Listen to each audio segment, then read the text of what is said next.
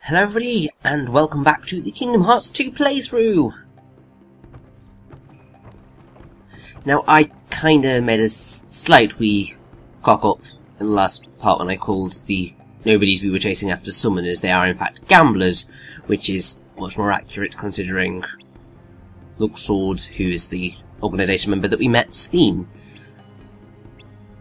But yes, basically now we have this wonderful kind of hunt for the medallions, which is blah.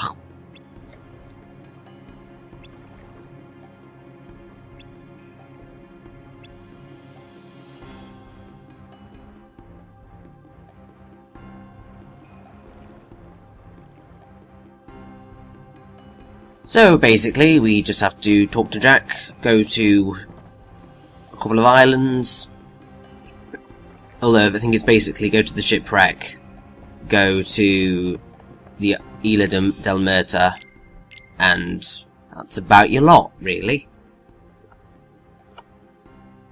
But something interesting that I have found out is that in the American and European version of Kingdom Hearts 2, and by extension Kingdom Hearts 2 Final Mix, because Final Mix is based upon the American and European versions of the games, because generally they added stuff from the original Japanese release and then they added more on top of that, so that's why that happened. Basically, in Port Royal, some of the cutscenes are actually edited. So for example, when he's threatening to commit suicide, Will isn't aiming a gun to his head, and also Barbossa's sword's never seen in Jack's chest, and also apparently the medallion that Barbossa first uses to break the curse is only shown coated in blood in kind of the respective scene and is afterwards untainted. But in the original the blood is on completely. And also they changed Barbossa's monologue to omit the mention of lust and women, but replaced it with pleasurable company, which is actually the line as it is in the original film. And also there is a whole thing of an oddity, is that the scene where Barbossa drinks the bottle of wine that goes through his body is kept. Now, I'd say, literally, if you're going to replicate that scene, you have to have the wine. There is literally no other way around it. But that wine drinking scene is basically the reason why the American version of Kingdom Hearts 2 is rated E10, because of alcohol use. Yep, they went there. So, as I was saying in the last part, even though I messed up the name of the nobodies, basically we have to take on these gamblers and collect the medallions. But you have a time limit. And basically it can be quite tight sometimes. Particularly if you are of the persuasion of just beating everything up as you go along. Basically, just don't do that at all. It's a stupid move, and you really shouldn't. Because it's only going to lead to you failing, and then you have to, I think, leave the island and then come back, but I'm not quite 100% sure on that one. Either way, it's just ridiculous that they put a time limit on it. Because like, they're just gonna hang about here. It's not even like they're going to be a particularly massive pain, because they're not that difficult to defeat. In fact, they're really, really, really easy to defeat. So it's sort of just a case of like, the time limit just makes things like pointless. Or at least the time limit is pointless, because it serves no purpose other than just creating some sort of slight artificial difficulty.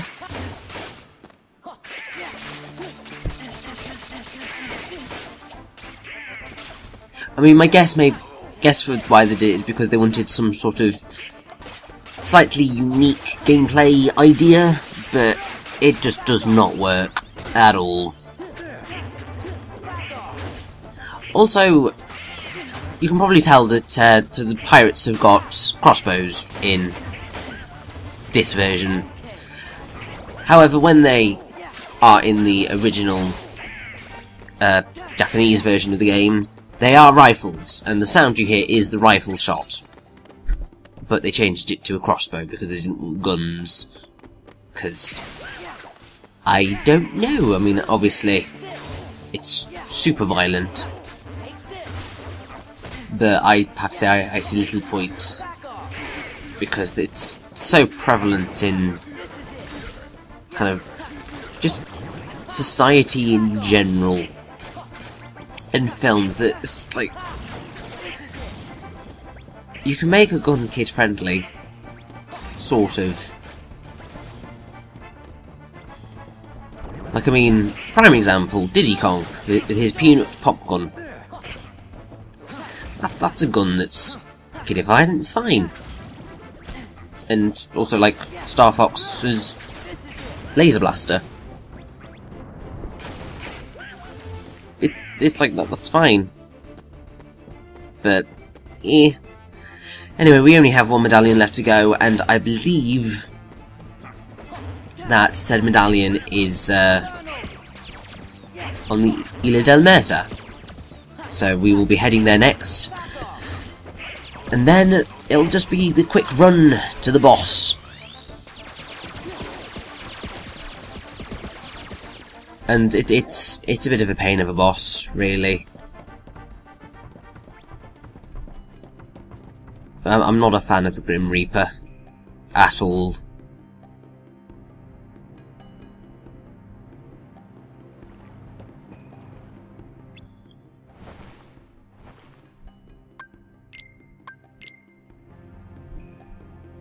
So let's return to the island of death. And annoyingly, we have to face guys on the ship again. This world it gets tiresome very, very, very quickly. I think part of it's the colour palette, because it is just so dark and just bland. But then it's also because it makes you do the same types of fights over and over and over and over again. It's like, at this point, how many times have we had a fight on the bloody ship? It's just... Come on, guys. A wee bit more creativity would be nice, thank you.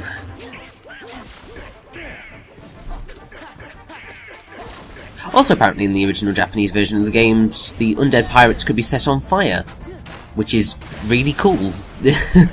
Unfortunately, you can't do that here. However, using fire does work on the Grim Reaper when we face him again. So that's a little tactic that might come in handy for you.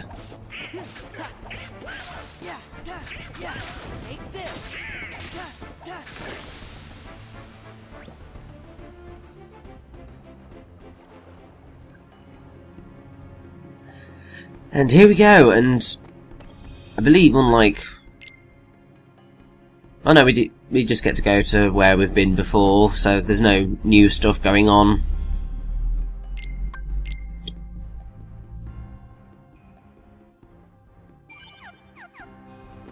Also, one thing I should point out now, which I haven't mentioned, but it's largely because sort of like you don't really notice it, is that part of the difference between like beginner, normal and proud. Also, that was so close. So close. And that is arguably the hardest one to do. But basically, the difference in the difficulty is basically a difference in level. Recommended levels for the worlds. If we find the hooded man, we'll find it. Probably in Port Royal. It's a good plan, Sora. Organization 13 is after people's hearts, so they're gonna go wherever there's lots of people. They'll hurt the townsfolk? No, they're bringing them flowers, mate. I don't know who these organizers are, but I will say they're making we pirates look like proper gents. Well, Jack. Then, we have to help.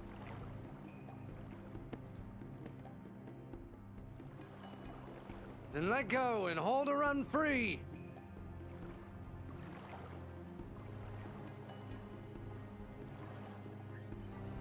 So it's time to return to Port Royal, and as it was just an extension to what I was saying in the last, kind of just before that cutscene started. So basically, I believe in normal mode, I think even in beginner actually, when you get to the second visit to Port Royal, the recommended level is like 34, but on private mode it's 37. So kind of the scale is raised, and I didn't notice it until I got to the final world. Largely because that was the only world that I had the recommended level for locked in my brain. And so when I came back to it, it was just like, oh, that's new. But either way, it's time to go save the townspeople. Oh yeah.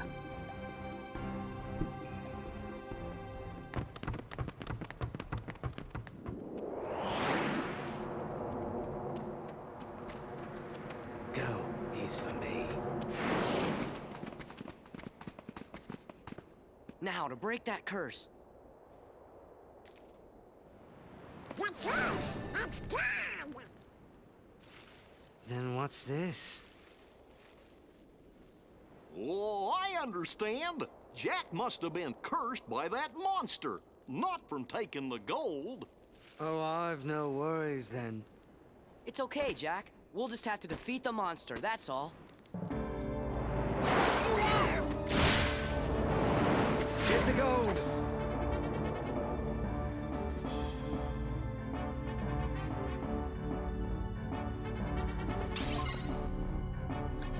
And so we begin our fight with the Grim Reaper in... It's just... no.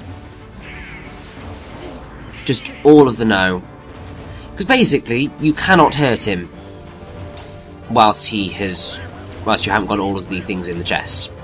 And I mean, 882, it's just such a random number. And basically what you need to do is collect all of the medallion pieces, put them in, and then you can finally hurt him. However, he will constantly try and, you know, like, get the chest emptied, and it's just like, why?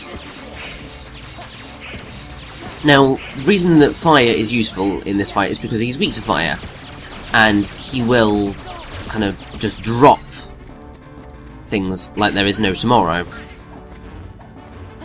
And I kind of sort of told a little bit of a lie.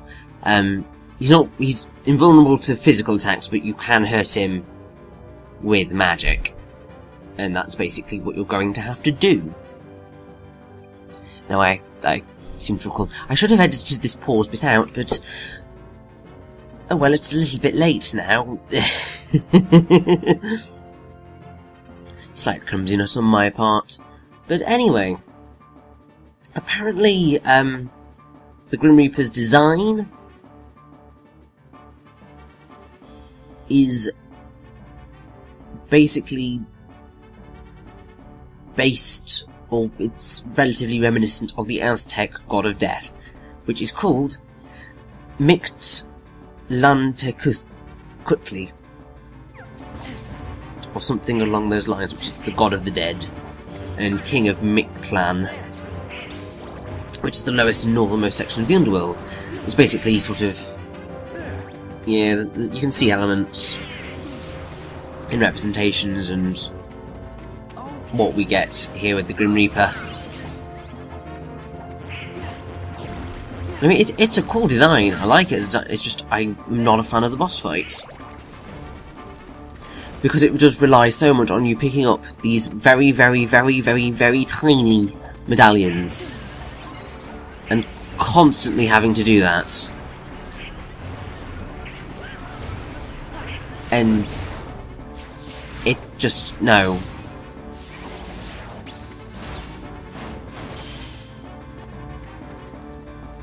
It just ends up being, like, way more trouble than it's worth.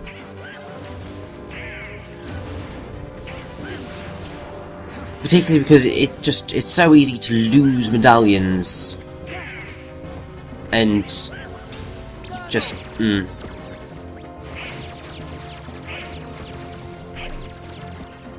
Also, making use of Donald's Comet is a brilliant thing to do because it gives you so many MP balls. It's just amazing.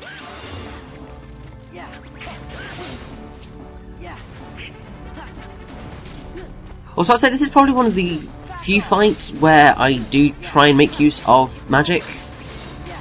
Like, I don't generally use it elsewhere. But here, yes. Because fire does just help so much if, I mean, you doing it if Donald hasn't.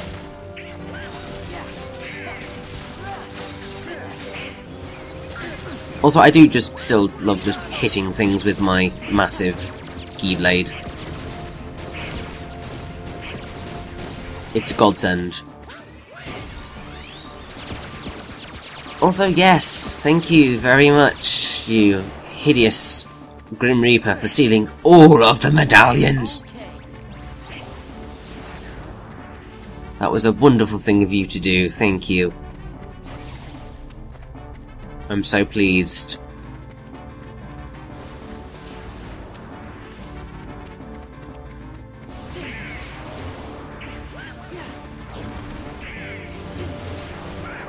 Also, I really don't like Fire. Like, I mean, it's helpful if you are close to the enemies and you've got lots of enemies attacking you. But when you're kind of, you know, tackling down a boss like this... No. Because you don't want to be close to him when he's in curse mode. And if you're using fire, that's the only way you're going to get about that. Or, you know, freezing him and then using fire is a decent tactic, I think.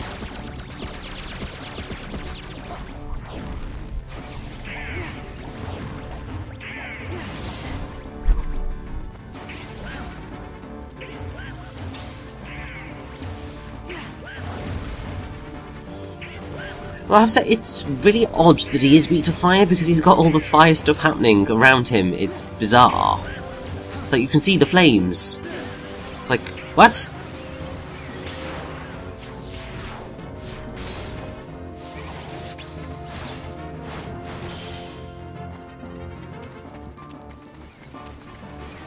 Although I have to say, I really do like the reaction command for the hinder. It's so cool!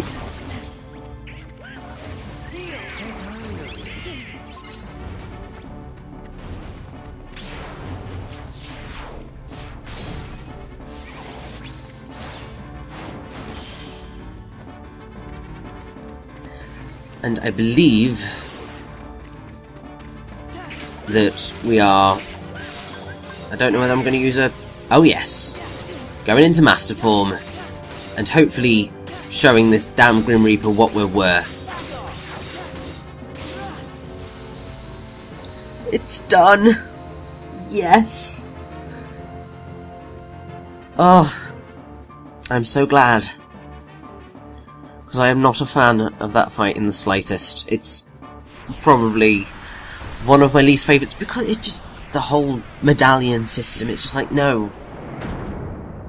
Too many medallions. Don't like bosses that are invulnerable to my attacks every now and again.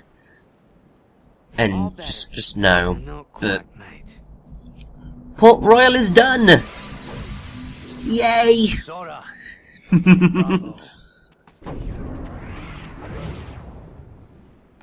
Just who was that chap? He is part of an organization that's collecting hearts.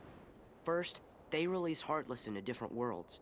We defeat those Heartless, then they get the hearts. We're never gonna stop them like this. What's the plan then? We gotta find their stronghold and finish them off, once and for all. Sail in these waters, I've heard some tales, but not a one like this. Is there any way we can help? Anything at all. There is.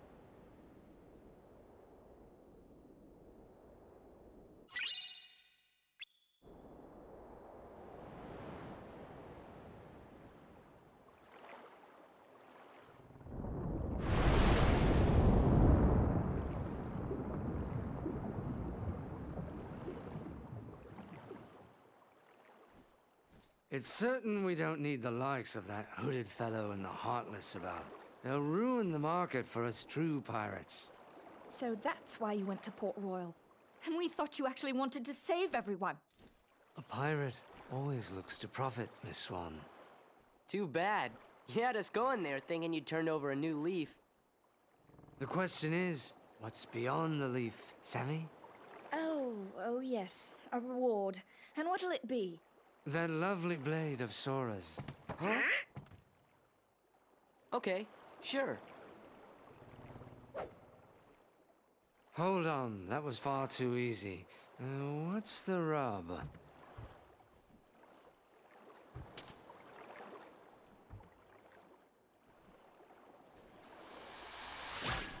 Now there, you see? Well, you've always got the pearl, Jack. That I do. But someday I'll gather a bloodthirsty crew and come to take that blade. Chance by then, I'll have the way to wield it. And if I succeed, I'll ask you two to join me. That'd be reward enough. Done. Maybe someday Jack will be able to use the Keyblade after all. Why's that? Yep. He and Sora are kind of alike, don't you think? Are not.